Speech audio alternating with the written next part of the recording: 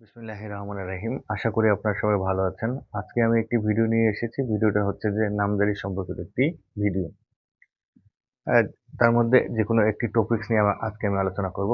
আজকের আলোচনার বিষয় হচ্ছে যে আপনি যদি রেকর্ডীয় মালিকের কাছ থেকে জমি কিনেন, জমি কেনার পরে এখন নিজ নামে নামজারি বা মিউটেশন বা খারিজ করতে যাচ্ছেন, সেক্ষেত্রে আপনার কি ডকুমেন্ট লাগবে?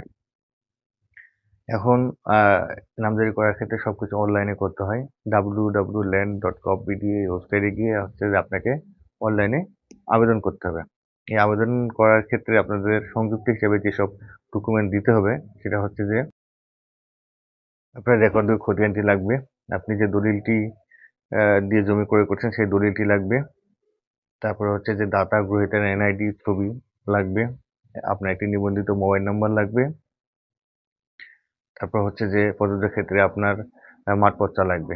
আশা করি আমার এই ভিডিওটি আপনাদের কাজে লাগবে এবং জমি সম্পর্কিত আপনাদের জ্ঞানকে আরো প্রসারিত করবে।